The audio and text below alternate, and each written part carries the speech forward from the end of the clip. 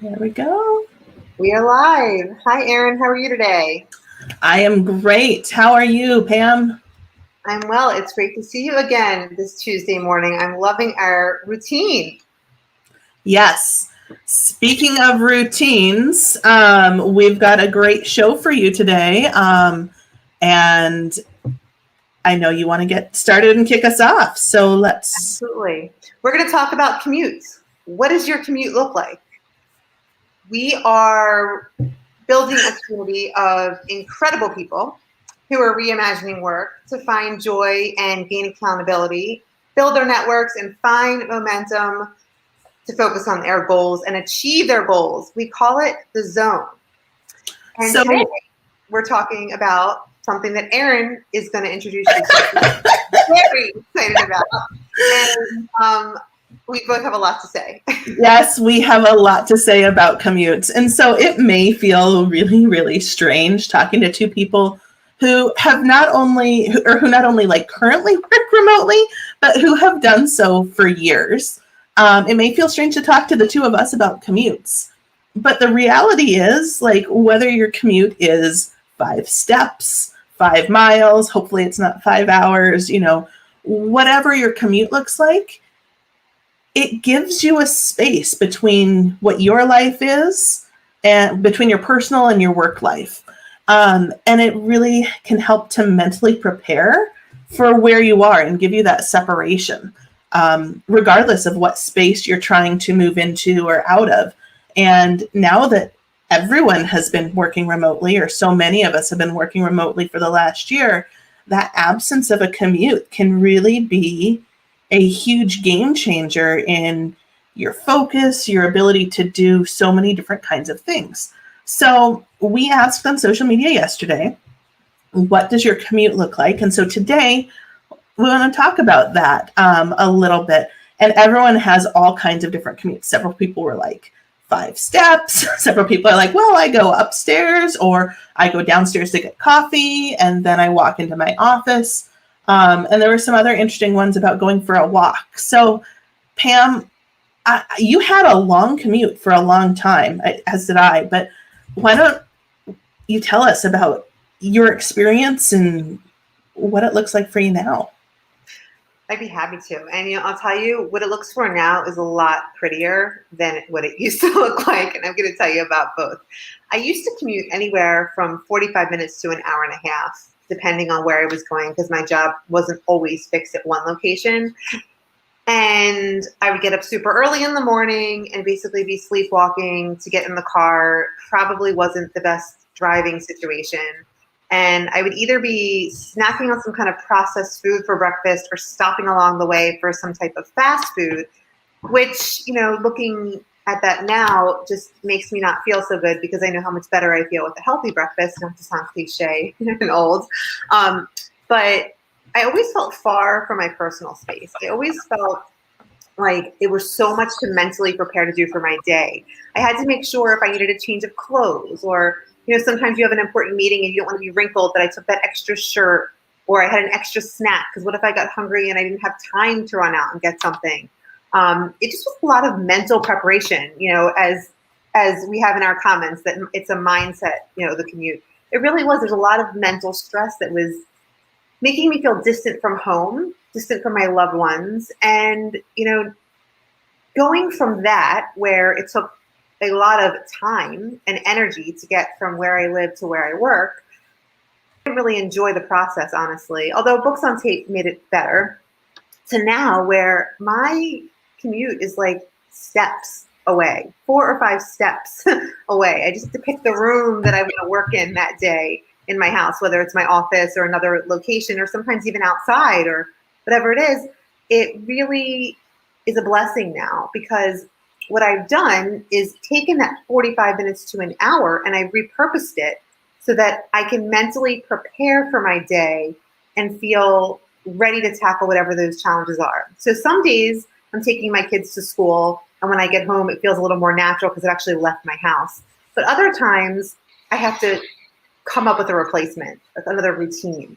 So when I lived in Florida, I would take a bike ride around my neighborhood for like 20 minutes or half an hour. now I try to get like a load of laundry in, straighten up around the house, and do some things that I wouldn't otherwise have gotten to do during that time that make me feel better about my home life. And then sit down and I have, the order of events that I tackle with checking messages in the morning and knowing what I have ahead of me. And I use that time to feel that my quality of life is enhanced, and I create a routine so that it's systematic, so that when I go to work, I feel ready and focused on that, even without having an hour to an hour and a half in the car. And I'll tell you, it feels amazing. And I really encourage anyone that can put some type of exercise into that morning routine to do so, because it gets our bodies and our minds flowing. Erin, I know you also kind of had a long commute. I'd love to hear your story. Yeah, so mine's a little bit different. I have not had a commute as an adult, a long one, and that's been intentionally because as a kid in growing up in a small town in Alaska, we were 45 minutes from the city. So I was able to go all the way through 8th grade in my town, but starting in high school, I commuted into Anchorage every day. And it's and I did that through college too, to be honest. And it was really something that I grew to appreciate, having those 45 minutes, not so much in the morning, because at 6:45 in the morning, no one's happy unless, especially if you're a high schooler. But at the end of the day, it was fantastic to have that time to either, if my mom was driving, chat with my mom. If I was driving, to blast my music, be just having this space and time that was my very own. What's interesting is I think it was like my junior year of college, I said, no more, I'm not doing this ever again. And from then on, my furthest commute professionally was only ever 10 minutes. I was willing to sacrifice having the house I wanted to not have to drive anymore because I was over it. Interestingly, and so then for the last 6 years, I think we're at now, I have not been commuting at all. I've had this 5-step commute. And sometimes it's really nice to be able to step back and forth, especially having small children, of all different kinds of hanging on their mom. But I also find I miss that me time. And the reason that we moved 6 months ago now, holy cow. The reason that we moved 6 months ago is that my husband was commuting 2 hours, and it was only every other day, and he'd been on the road so much before that. I was like, oh, you can do it. Then I went down to visit him on a weekend where I only had one day off, and I stayed in Milwaukee, and I was driving back, and after about an hour on the way home, I was like, oh, I get it. You could be done by now. So we picked up and moved to this house so that he's only commuting 30 to 40 minutes. And we were able to get like our dream house, which I'm getting off track. But what I have found is something very similar. No one wants to commute hours and hours and hours. There's a difference between 30 minutes and an hour. Or, what I find I am trying to implement some days better than others in my commute is to hop on the Peloton bike for half an hour, get 30 minutes in of exercise that I wouldn't have done otherwise. Or if it's a gorgeous day, we have this giant circle driveway. I can just walk around the circle a couple of times or walk around the house and just get that fresh air and that mental space. And that's a choice to kind of get my brain ready for work and get that mental mindset, and also to get rid of any of the, I don't know, like I always do this. It's like the energy that's spouting off that may affect the way I sit in my chair or that I work through my day or interact with people. Some of my clients, tell me they miss the commute. And when I ask them why, they'll say, well, I used to take the train and I would read a book, or it was time that I could listen to the radio or catch up with people on the phone. So I turn that around now and I challenge them and I say, well, why can't you spend the same time doing that now? And I think that whole mindset shift about how we reimagine work and we reimagine how we do things is really key when you think about your commute. Because you can, if you enjoyed that amount of time each day to do whatever you were doing while you were driving, think about how much more you would enjoy it if you weren't driving, or, on somebody driving you, or whatever, however you got where you were going, just focusing on that joy. So when you repurpose that commute, certainly like you're suggesting, Erin, and I mentioned exercise is great. but even just reading a book or doing something that you enjoy, gardening, talking to a friend or a family member, taking a longer sitting out in that back deck and having coffee and talking on the phone to someone. Yeah, that's huge. All of those things are okay and not off limits. So when, I challenge everybody who's watching to think about how can you reimagine the use of that time that you've now found instead of just building more work into it. Because a lot of people who are now working remotely who weren't before feel a little angst and stress because they feel like they're asked to be on more. But we'll talk more about this later with boundaries. But it's important to make sure that you say, no, like this is still my time. I just get to use it differently. And that's magical to me. And I think that it really gives people a wonderful opportunity to do a lot of different things with their life. And we're going to share some tips about how you can repurpose your commute if you're working remotely now, or that you ever have an abbreviated physical commute, so that you're making the most of that newfound time, which is our most precious resource. We don't get more of it. And I think it's really important. And one of my favorites is about building a solid routine.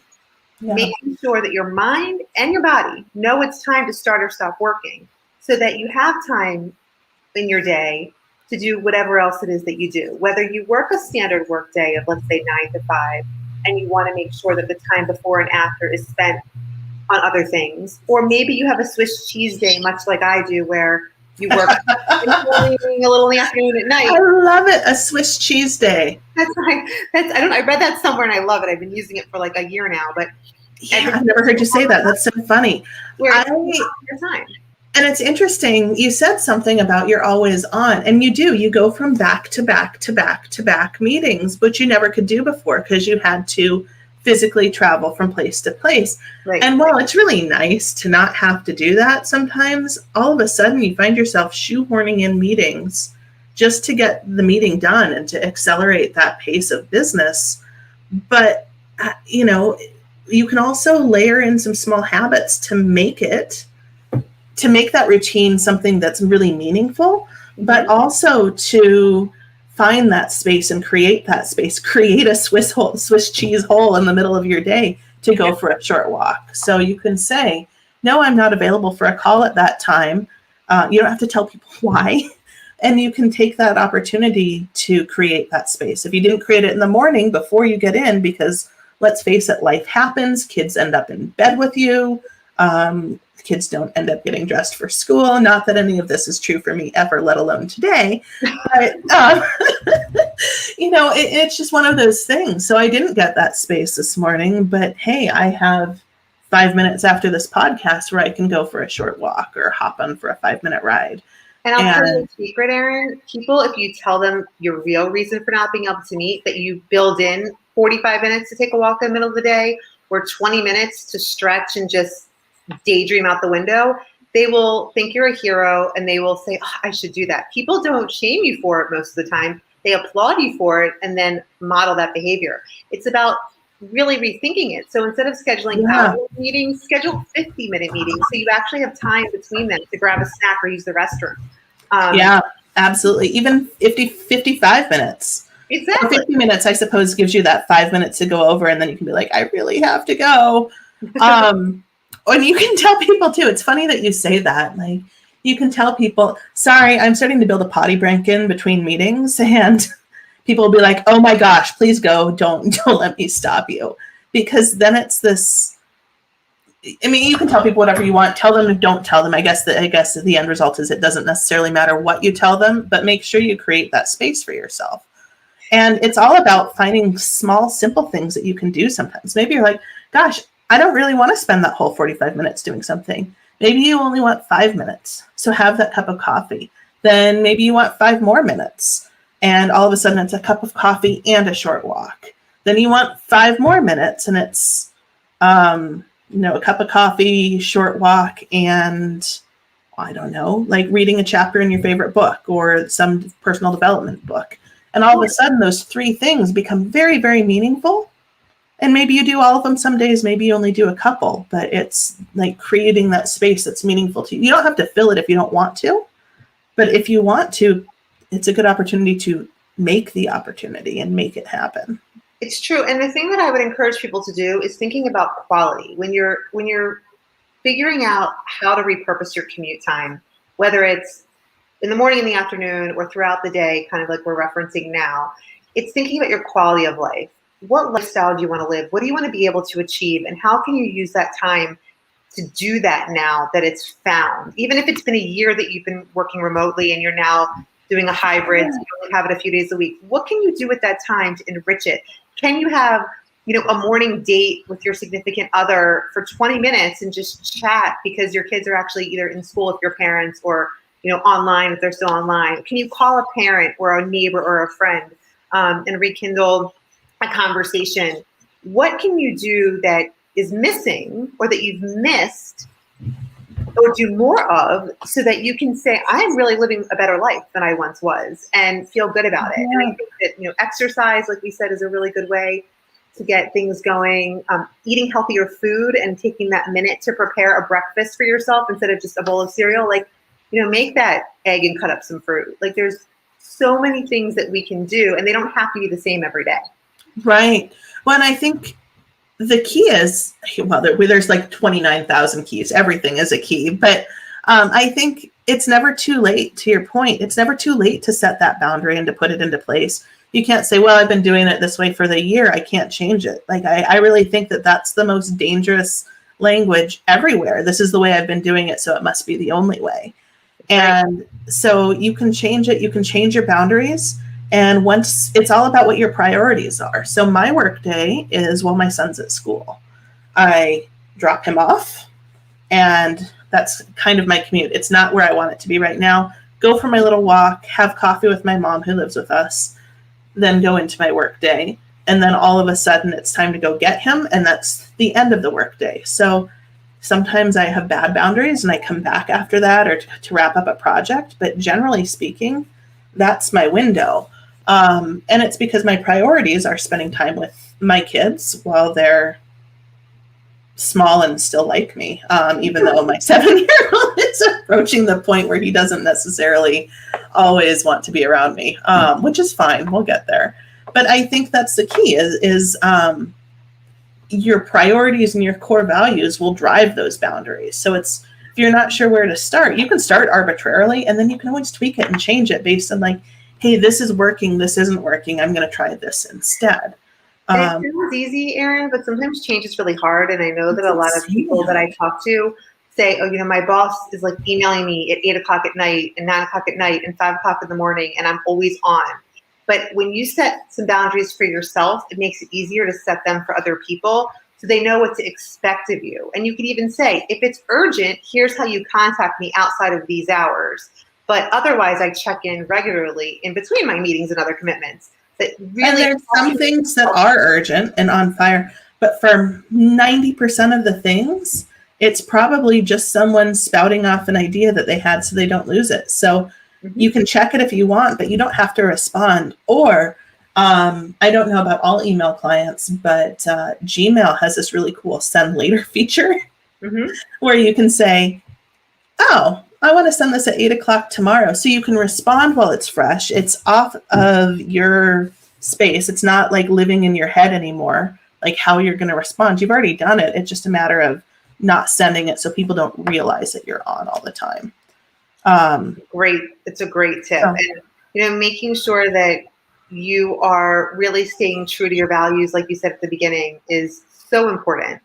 And I think critical to making sure that you're just using your time in the best way possible and finding the most joy that you can in your life in all areas, not just work.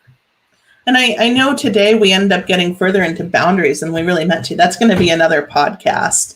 But what I want to talk next week, and I think Pam does as well, so I'm not putting words in anyone's mouth. Next week, we want to talk about core values. Let's put it out on social media, what are your core values? But also, we'll talk about how to really uncover what they are. And there's as many different ways to do that as there are core values, which means that there's millions and millions. But we can focus on a few quick tips and best practices next week And that will help set better boundaries. And then the episode after that, I think we're talking about boundaries in greater detail than are in the space around your commute. And find us on social media. We're going to have some posts asking about what your core values are. We'd love to hear what your thoughts are. And if you don't know, what are your challenges in figuring them out? Because then we can address them next week. We're here every single Tuesday at 10:30 a.m. Eastern Time to talk about an interesting topic.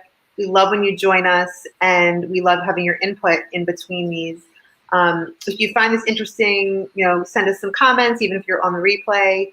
And if you want to hang out with us in between each week, you'll find us in the Zone community for virtual co-working sprints and more. We're having a networking event this Wednesday night, and we do some other things along the way.